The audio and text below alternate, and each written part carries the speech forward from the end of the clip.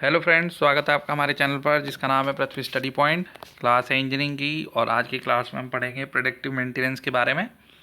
Last की 3 classes में maintenance के टाइप्स के बारे में हमारी क्लास चल रही है, ठीक है। जिसमें हमने पहले ब्रेकडाउन मेंटेनेंस, फिर शेड्यूल्ड मेंटेनेंस, फिर तीसरा प्रिवेंटिव मेंटेनेंस और ये लास्ट है हमारा प्रेडिक्टिव मेंटेनेंस।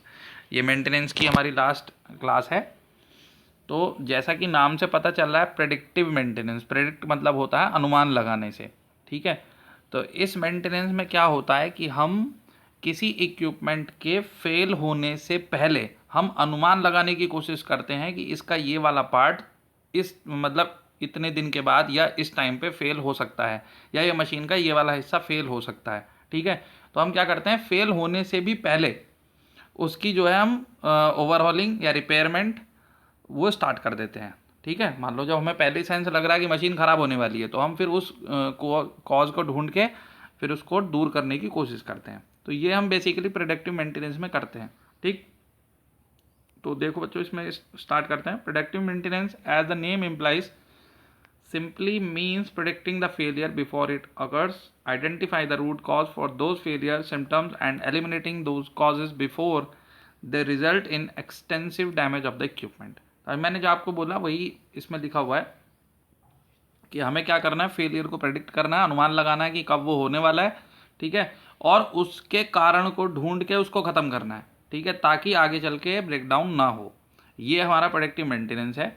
तो प्रोडक्टिव मेंटेनेंस क्या हुआ, एक तरीके की बच्चों एडवांस टेक्निक है। जो हमारे अभी तक हमने 3 मेंटेनेंस पढ़े वो जो है वो नॉर्मल मेथड है जो यूज़ हो रहे हैं। प्रोडक्टिव मेंटेनेंस जो एडवांस टेक्निक है जो अब इंडस्ट्रीज़ में यूज़ हो रही है, ठीक है। तो और क्या क्या चीज़ें होती हैं इसमें वो देखते हैं। It makes use of human senses और other sensitive instrument such as audio gauges, vibration analysers, amplitude meter, pressure, temperature and resistance, strain gauge etc. to predict troubles before the equipment fails।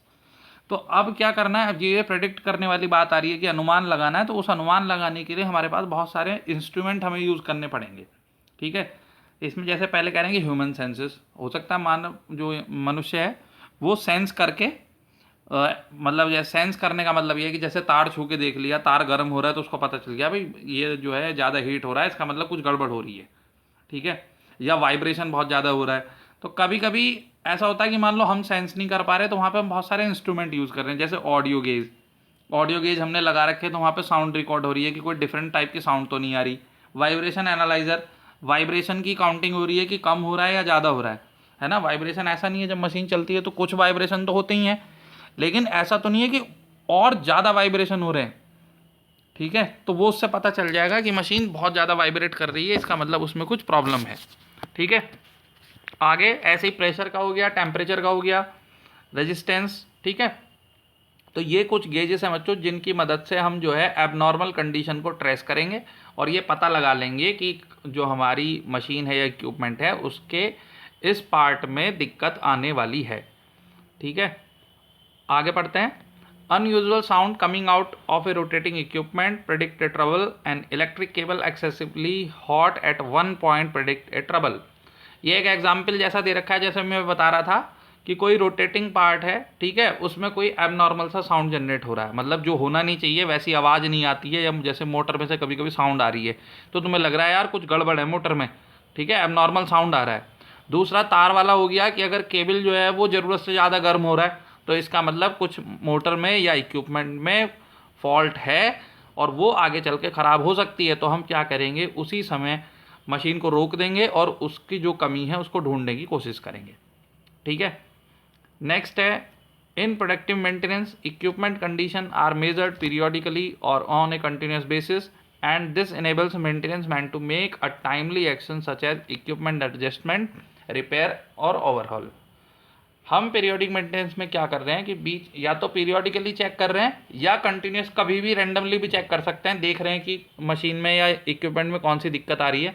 तो हमें पहले ही पता चल जाता है कि ये खराबी होने वाली है, तो हमें क्या होता है, टाइम मिल जाता है, ठीक है, कि मशीन में कोई दिक्कत आ रही है, हमें टाइम मिल गया कि ये ख़राब होने वाली है। तो अब हम उसको जो भी उसमें एडजस्टमेंट करने, ठीक है, कोई पार्ट चेंज करना है तो पार्ट चेंज कर देंगे, ठीक। और मान लीजिए कोई सर्विसिंग का कोई काम है तो वो उसमें कर देंगे, लेकिन ये हम उसके फेल होने से पहले ही कर देंगे तो हमारा बहुत सारा समय बच जाएगा, ठीक है, और नुकसान भी बच जाएंगे जो ब्रेकडाउन होने से होते हैं। Next, productive maintenance extend the service life of N equipment without fear और फेलियर। ये पॉइंट बच्चों बिल्कुल क्लियर आ ही रहा होगा आपको, क्योंकि जब आप ब्रेकडाउन होने से पहले ही जो फॉल्ट को प्रेडिक्ट कर रहे हो और उसको दूर कर दे रहे हो तो आपके इक्विपमेंट की लाइफ बढ़ने वाली है, ठीक है। तो जाहिर सी बात है आप उसको ब्रेकडाउन होने नहीं दे रहे, पहले ही डिटेक्ट करके और उसका जो कमी है उसको दूर कर दे रहे हो, तो आपकी जो लाइफ है वो पक्का बढ़ने वाली है, ठीक है। अब आगे आते हैं बच्चों एडवांटेजेस की तरफ। ये छोटा ही टॉपिक है, नोट्स बहुत ही आसान है, पहले भी मैंने ये चीज़ बताई है, आपको बहुत आसानी से ये याद भी हो जाएंगे। तो इसमें एडवांटेज देख लीजिए, एडवांटेज वैसे ही रहेंगे जैसे और मेंटेनेंस के हैं लगभग। इंक्रीज कंपोनेंट ऑपरेशनल लाइफ, समझाने में भी वही चीज़ है, बस जब आप मेंटेनेंस नहीं हो रहे हो तो आपकी जो कंपोनेंट की ऑपरेशनल लाइफ है वो बढ़ेगी, मशीन ज़्यादा ऑपरेट करेगी लंबे समय तक। डिक्रीज इन इक्विपमेंट और प्रोसेस डाउन टाइम, ये भी आपको समझ में आ रहा है।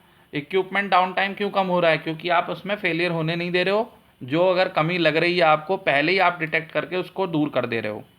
तीसरा, decrease in cost for parts और लेबर, लेबर की कॉस्ट बच रही है, पार्ट की कॉस्ट बच रही है। वो कैसे बच रही है, मान लीजिए जैसे ब्रेकडाउन मेंटेनेंस हो रहे थे, है ना, तो मान लीजिए मशीन ख़राब हो गई किसी पीस पे चलते चलते ना, कोई मान लो कोई फॉल्ट हो गया, अचानक रुक गई, तो वो पीस ख़राब हो रहा था ना। अब यहाँ आप क्या कर रहे हो, वो ब्रेकडाउन होने से पहले का काम कर रहे हो, प्रेडिक्ट कर रहे हो कि ये परेशानी आने वाली है आगे, आपने वो दूर कर दी तो वो पार्ट्स बच गया आपका, उस टाइम की लेबर बच गई आपकी ऑपरेटर की, ठीक है।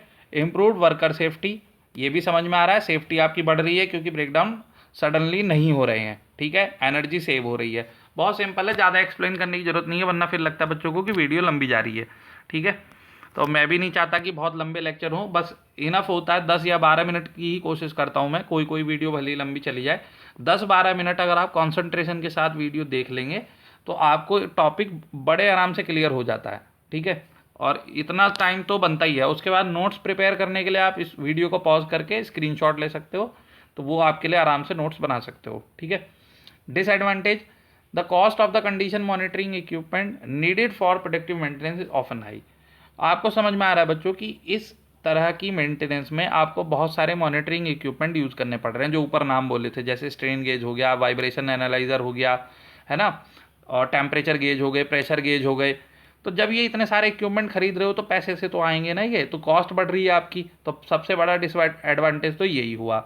दूसरा इसमें क्या डिसएडवांटेज है, इस तरीके के इक्विपमेंट चलाने के लिए आपको जो बंदा चाहिए वो भी टेक्निकल फील्ड का चाहिए, वो भी हाईली स्किलफुल, है ना। The skill level and experience required to accurately interpret conditions monitoring data is also high.